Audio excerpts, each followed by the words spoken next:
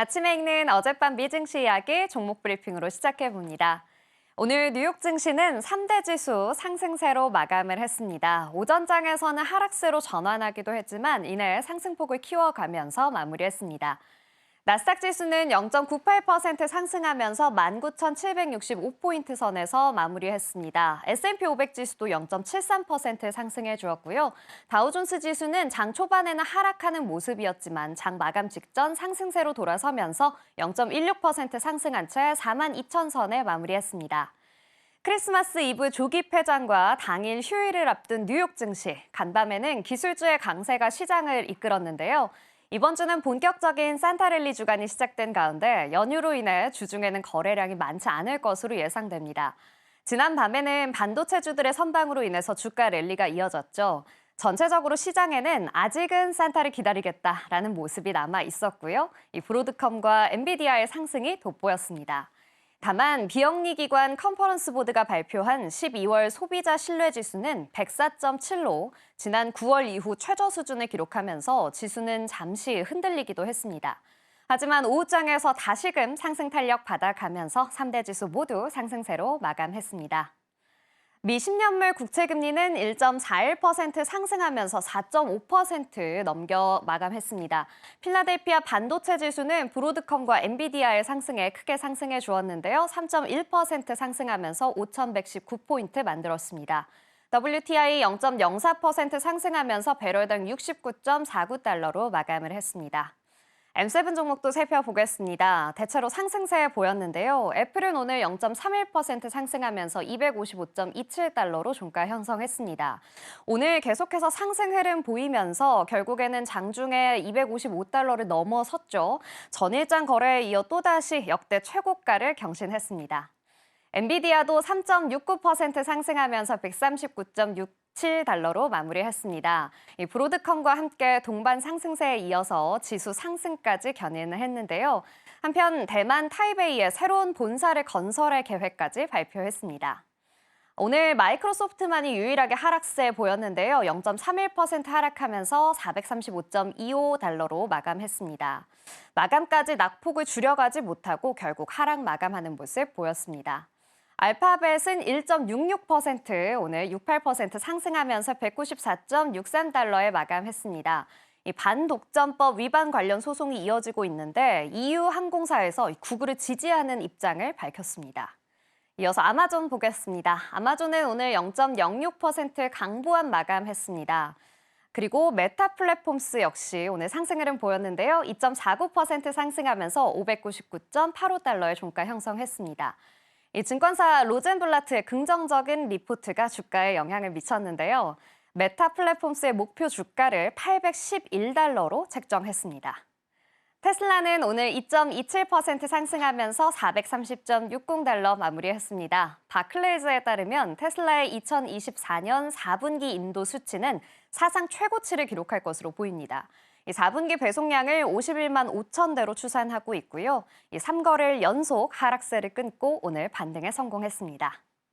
이어서 투데이 핫스탁입니다. 첫 번째 종목은 AMD입니다. 오늘 4.52% 상승해 주었는데요. 역시나 증권사 로젠블라트가 긍정적인 리포트를 내놓았습니다.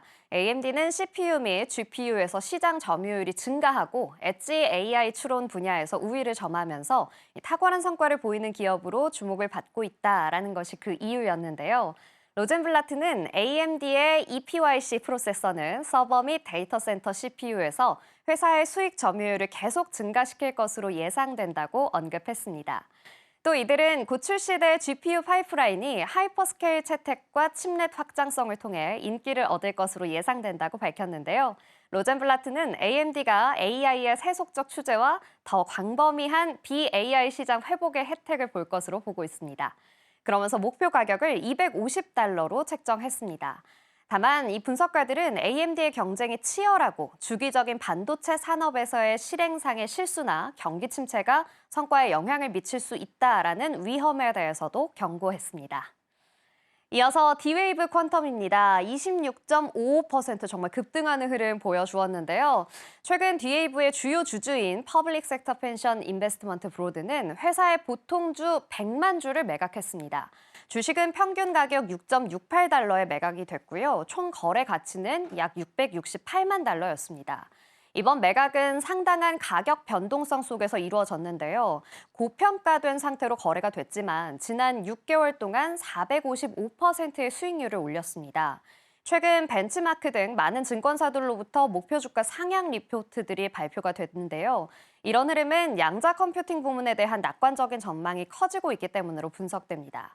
디웨이브 퀀텀은 주식 공모를 통해서 1억 7,500만 달러를 조달해 재무적 입지를 강화했는데요. 일각에서는 연구 개발 지출에 의문을 제기하기도 하면서 투자 주의를 당부했습니다.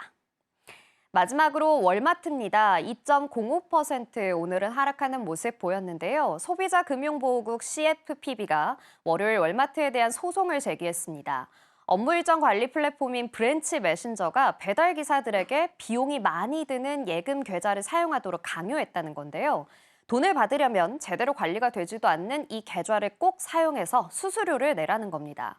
CFPB는 월마트가 거짓 약속으로 불법 계좌를 개설했고 100만 명이 넘는 배달 기사들이 이용했다라고 비판을 했는데요. 쓰레기 수수료 수입을 빼돌렸다라고 강하게 지적했습니다.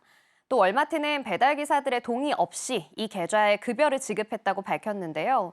운전자들이 이 계좌를 사용하지 않으면 해고될 것이라며 다른 계좌로 돈을 이체하는 경우에는 여러 번 지연되거나 수수료를 내게 해서 1,000만 달러가 넘는 수수료를 발생시켰다고 밝혔습니다. 브랜치는 CFPB가 제기한 소송에 강력히 반대한다는 입장을 밝혔는데요. 소송은 법률과 사실을 다르게 적었고 CFPB의 명백한 권한 남용이라며 맞서고 있습니다. 지금까지 아침에 읽는 미증시 종목별 이슈였고요. 저는 잠시 후 글로벌 이슈로 다시 찾아오겠습니다.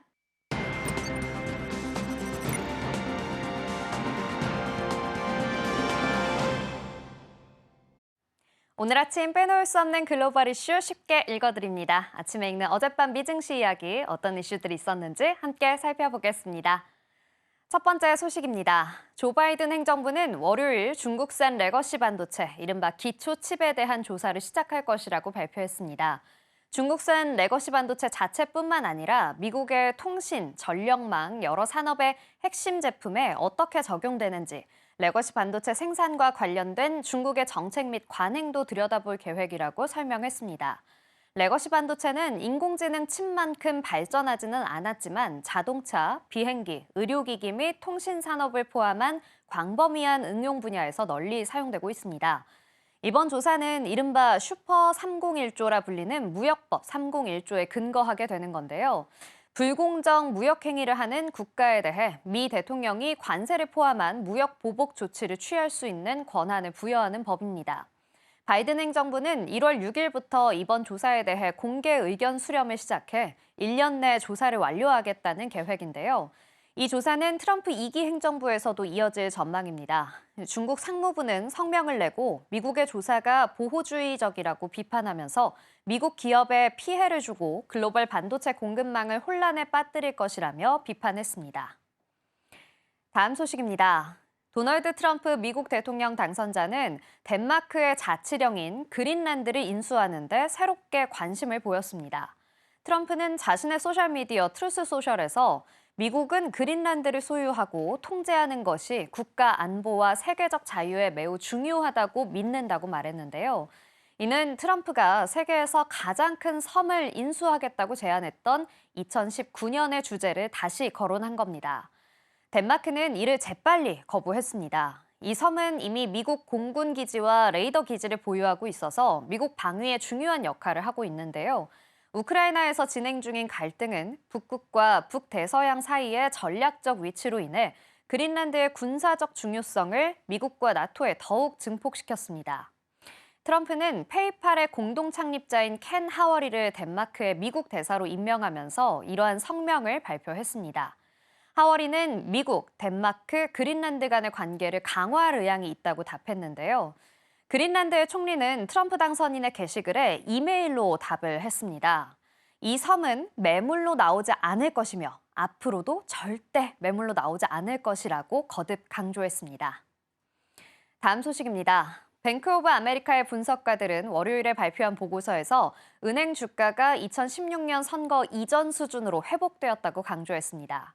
KBW 은행지수 BKX는 2025년 11월 최고치에서 10% 하락한 반면 S&P 500은 같은 기간 동안 1%만 하락했습니다.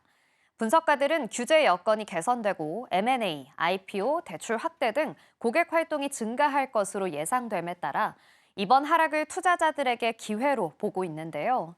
BOA는 은행 주식은 팬데믹 이전의 12배에서 14배에 비해 낮은 수준이라며 이 부문이 더 밝은 수익 선장 전망에도 불구하고 저평가되고 있는 몇 안 되는 부문 중 하나라고 언급했습니다. BOA는 앞으로 대출 증가율이 반등하려면 거시경제 정책의 안전성과 규제의 명확성이 필요하다고 밝혔습니다. 또 안정적인 연방기금 금리가 은행 주식 실적을 뒷받침하지만 인플레이션이 재발하면 이 회복이 어려울 수 있다고도 주장했습니다. 다음 소식입니다. 아마존이 초저가 품목으로 경쟁하는 하울 섹션을 조용히 모바일 앱 상단에 추가했습니다. 초저가형 상품을 판매하는 중국의 테무와 경쟁하기 위한 것으로 보이는데요.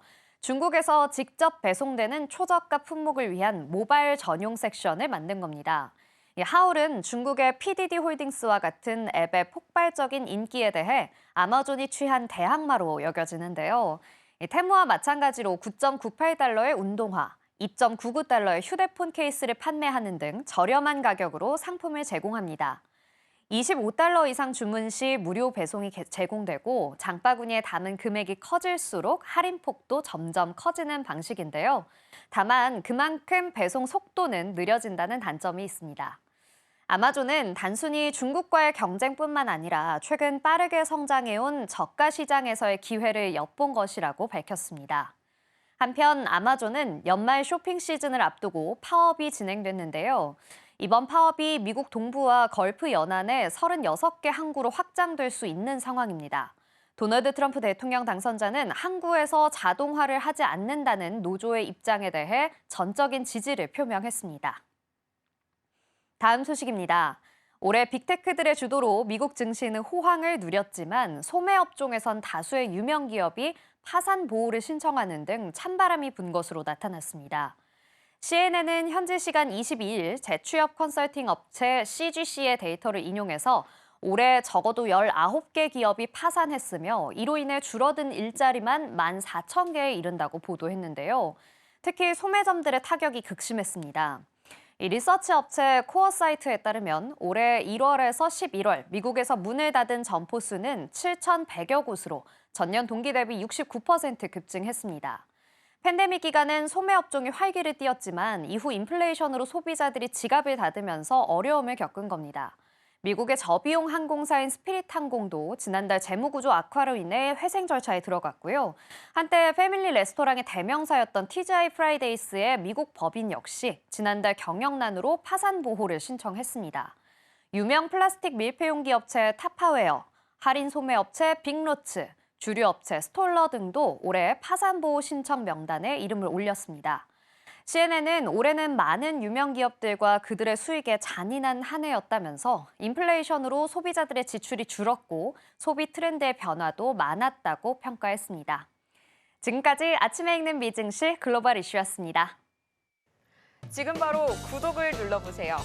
실시간 경제 뉴스, 투자 전문가들의 다양한 시황과 정확한 분석, 또 알찬 투자 정보까지 신뢰할 수 있는 저희 서울경제TV와 함께하세요.